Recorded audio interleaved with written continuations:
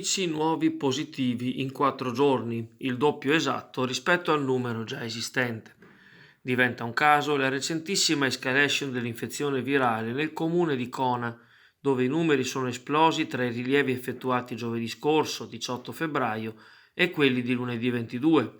A preoccupare, oltre alla plasticità delle cifre in sé, in un territorio che conta meno di 3.000 abitanti, è il fatto che i contagi riguardano bambini e ragazzini sotto i 15 anni.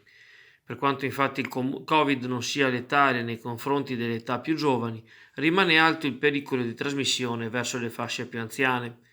Il sindaco Alessandro Aggio ha riferito che gli operatori dell'ULSS 3 Serenissima stanno provvedendo al riscontro di tutti i contatti dei giovanissimi contagiati, mentre si sta cercando di risalire alla fonte.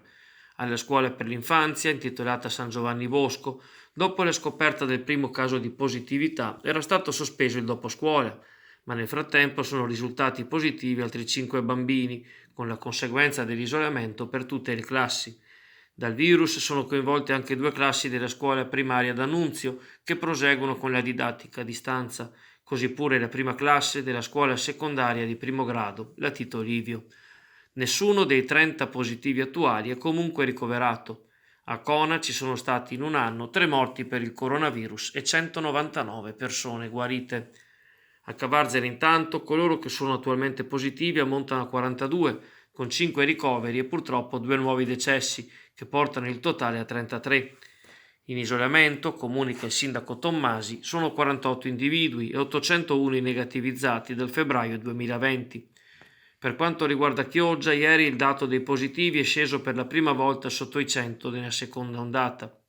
Dai 1175 del 5 gennaio sono passati infatti a 92, con 18 ricoveri a fronte dei 47 di un mese fa e 3.695 negativizzati. Ma se durante la primavera del 2020 erano scomparse 32 persone, ora il dato totale porta la cifra a 136, con 104 deceduti fra ottobre e febbraio. L'unica speranza per frenare il virus, come è noto, sta nelle vaccinazioni. In questi giorni l'ULSS 3 sta provvedendo a somministrare la prima dose alle persone nate nel 1940.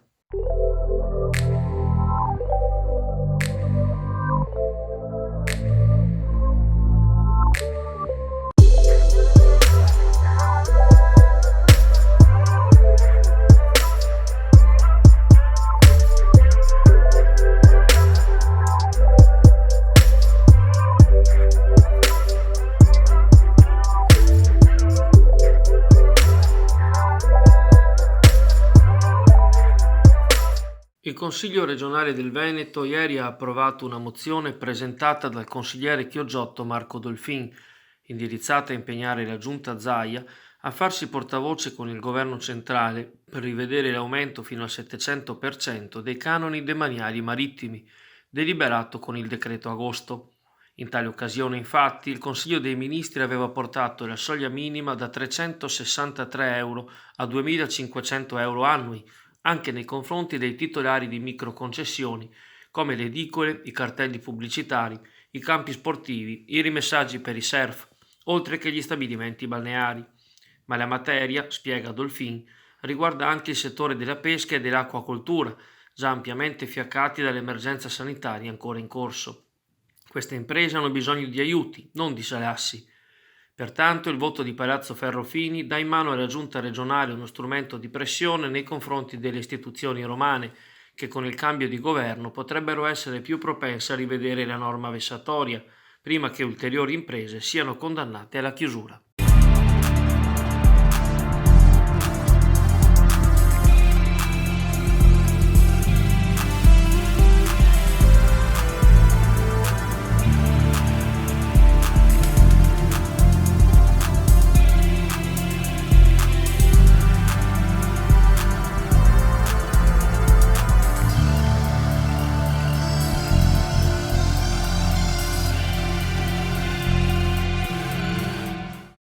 I sindacati dei lavoratori della pesca, federati a CGIL, CISL e UIL, attraverso un comunicato unitario esprimono forte preoccupazione per gli effetti del decreto ministeriale che raddoppia le giornate di fermo per la pesca a strascico.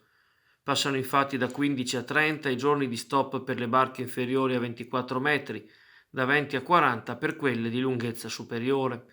Il decreto, si legge nel testo, mette a rischio la sopravvivenza stessa delle imprese del settore ittico, con pesanti ripercussioni occupazionali.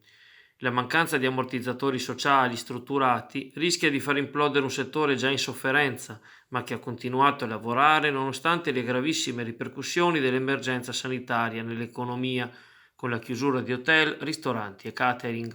Una decisione sbagliata, ripetono FAI CISL, FLAI CGL e Huila Pesca, frutto di accanimento normativo senza eguali, che non trova giustificazioni e che niente ha a che fare con il mantenimento degli stock ittici. Garantiamo ai pescatori l'impegno dei sindacati confederali ad assumere tutte le iniziative necessarie per scongiurare questa ulteriore minaccia alla continuità lavorativa.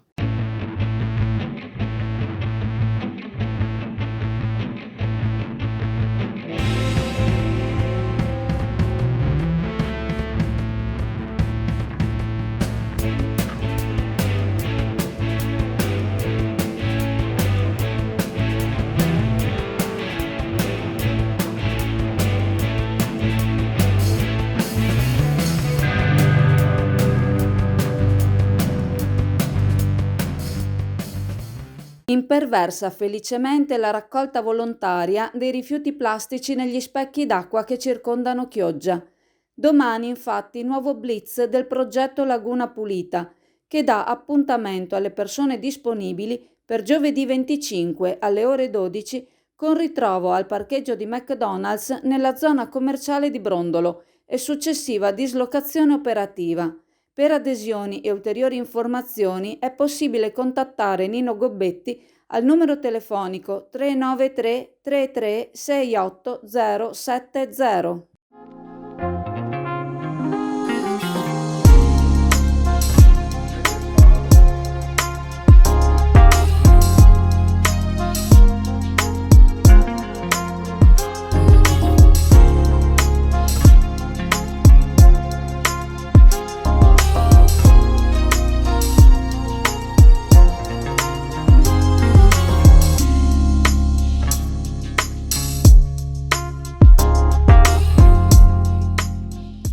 Quello di oggi, mercoledì 24 febbraio, dovrebbe essere l'ultimo incontro infrasettimanale per l'Union Clodiense in questo campionato di Serie D. Dopodiché la squadra affidata ad Antonio Andreucci potrà respirare allenandosi durante la settimana e scendere in campo solo la domenica. Almeno è la speranza, corroborata dal calendario. Alle ore 14:30 il via match odierno. Allo stadio Ballarin arriva il Delta Porto Tolle di Andrea Pagan, falcidiato dal Covid per lunghe settimane e con molte partite da recuperare. La formazione polesana si è rinforzata di recente con l'acquisto dell'attaccante Filippo Strada, 2 gol per lui lo scorso anno allo stadio lagunare, quando vestiva la maglia del Villafranca veronese, e il ritorno di Fabio Buseto dall'Union Feltre. A ottobre il colpo da 90 con l'ingaggio di Sasha Cikarevic, nazionale montenegrino, inseritosi in un contesto affiatato dove spiccano gli ex Granata Abrefà e Barone e il talentuoso Raimondi. All'andata finì meritatamente 2-0 per i biancoazzurri. Una partita tutt'altro che facile che l'Union Clodiense dovrà affrontare senza gli squalificati Djuric ed Herman. I due, che costituiscono da tempo l'ossatura del centrocampo, erano diffidati e sono stati ammoniti a Chions. Il tecnico di casa potrebbe così rilanciare Porcino lungo la fascia sinistra e affidarsi dal primo minuto alla vena offensiva di Achille Ondrecca, schierando Dusa in regia e agli interni 2 fra Valentini, Trento e Stalla. Arbitrerà l'incontro Francesco De Usanio della sezione AIA di Faenza, diretta video dalla pagina Facebook della società.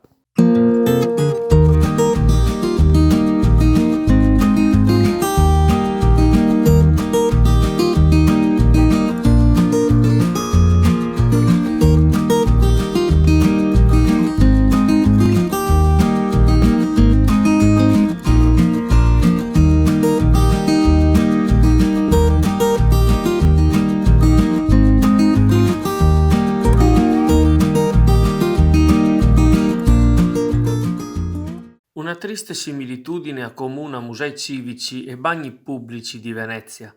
Entrambi infatti verranno aperti completamente solo quando torneranno i turisti. Per i residenti, insomma, meglio non avere impellenti necessità culturali né men che meno fisiologiche, in particolare dopo le 18, quando anche bar e ristoranti sono chiusi. Senza richiesta, commenta l'assessora ai lavori pubblici Francesca Zaccariotto, il costo non è sostenibile. Coerente con le altre scelte di austerity dell'amministrazione comunale riguardo i servizi da offrire ai residenti della città d'acqua in questi mesi di pandemia, dalla riduzione dei trasporti alla serrata dei musei, la chiusura dei bagni pubblici gestiti dalla partecipata Veritas segue la stessa logica e antepone gli equilibri di bilancio alle necessità di quella che rimane comunque una città, anche senza i milioni di turisti volatilizzati a causa dell'emergenza sanitaria.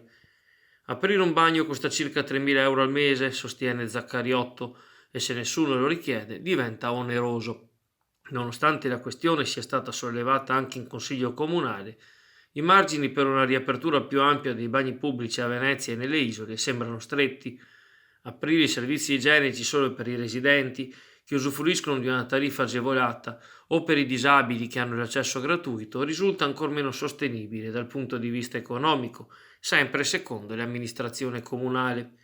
Sono 15 le toilette gestite da Veritas in Laguna, di queste oggi solo 3, a Piazzale Roma, Rialto e San Marco, risultano parzialmente aperte, con orari diversi e mai oltre le 18. Dopo quell'ora, per chi si trova in città, meglio non avventurarsi in zone troppo distanti da casa o dall'ufficio.